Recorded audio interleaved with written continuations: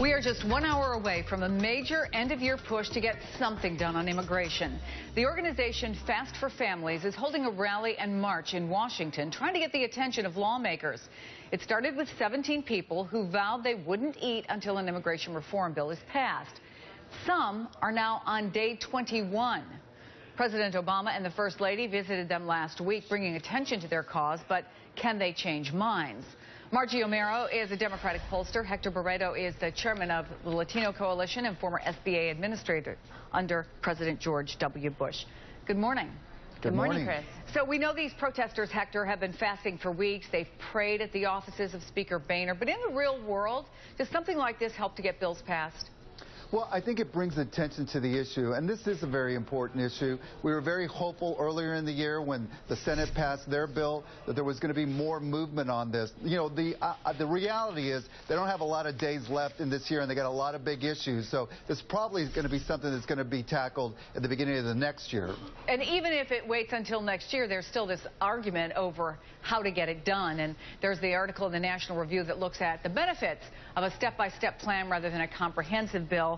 Quote, if you think amnesty is a good idea, argue for that on its own. If you also think Congress has a responsibility to procure additional cheap labor for its billionaire benefactors, make your case for that separately. But mixing these two issues muddles the debate. And Margie, as you know, the president recently said he could support a bill that was sort of in pieces. Would that increase the chances of getting something done? Well, I wouldn't. I mean, look, you have a lot of Republicans now all of a sudden have a plan for efficient lawmaking when it comes to immigration, something that they have been reluctant to work on. Never mind that they've been the least effective Congress in history on all issues taken together.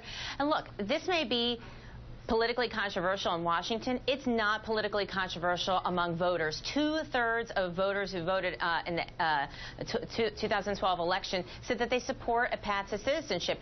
Even a majority of Republicans say they support a path to citizenship with some requirements, which is what the plans on the table would likely include. So you have a lot of folks here in Washington who seem to think that this is somehow a losing issue for them. It's not. If you look at poll after poll after poll, a plurality of voters said recently that they feel our immigration system is broken, and about as many say it's an urgent priority as say it's a priority for the next year or two. So this is something that voters want. This is something they're in agreement with, and they're looking for Washington to actually take some action. Well, since they haven't taken action, do you think, Hector, that's the reason why a lot of states where there is some support for immigration reform, that they're taking it up? We used to see that we would hear, particularly from some border governors, well, we're going to have to toughen up the border on our own because the federal government isn't doing it. Now it's the other side of the issue. For example, in Illinois today, some undocumented immigrants are getting the chance to apply for those temporary Illinois driver's licenses. It doesn't make them a citizen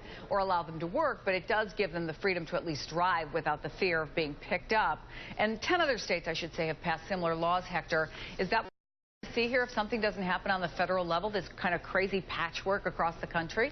I think you're going to see more of that because I think states are having to deal with the reality on the ground. And they're not going to wait for Washington, D.C. to continue pointing fingers at each other and arguing and blaming the other guy because they can't come up with a perfect solution. So I think you are going to see that. But I also think that we're going to have to deal with the reality that this system's been broken for a long time. As I remember it, it was Ronald Reagan that passed the first major comprehensive immigration bill. I know that under our administration, President Bush tried to get something done during his administration. So there have been efforts. But look, there's a lot of folks that I don't agree with on everything that are starting to say, you know what, we're going to have to treat this almost like the civil rights movement. We're going to have to break this down into pieces and just keep moving the ball forward. But we cannot keep the status quo that we have right now. That doesn't work for anybody. Well, I mean, the political equation is so interesting, I think, in this case, because as you pointed out, Margie, when you look at the polls and you look at the demographics of the voting public, it just makes sense.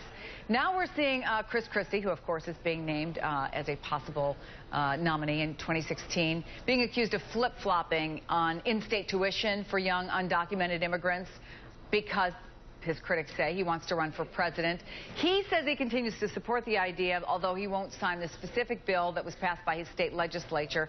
Here's what he said yesterday about that flip-flopping charge. I'm for tuition equality. As I said that night at the Latino Leadership Alliance, I'm for tuition equality.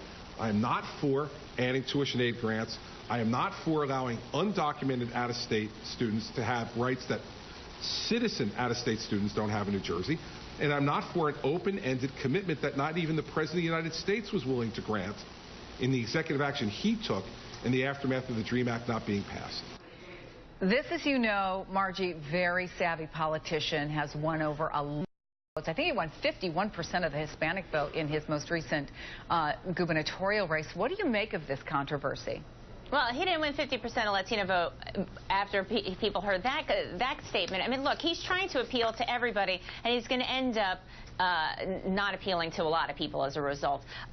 There's a certain sect of Republican primary voters that are not going to accept any kind of compromise when we're talking about Dreamers, or any kind of recognition of Dreamers in state tuition or in any capacity. And then you have a lot of Latinos and a lot of folks. Again, it's not just a Latino issue. Voters across the country are supportive of a path to citizenship, and we're talking there about young people where you see even more support.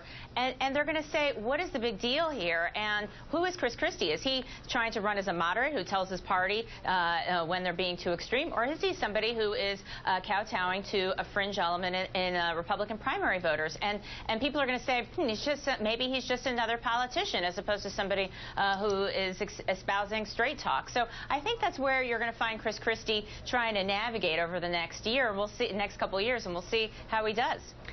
Margie O'Mara, Hector Beretta, we'll talk more about this. Thank you so much. Thank you. Let's check the news feed.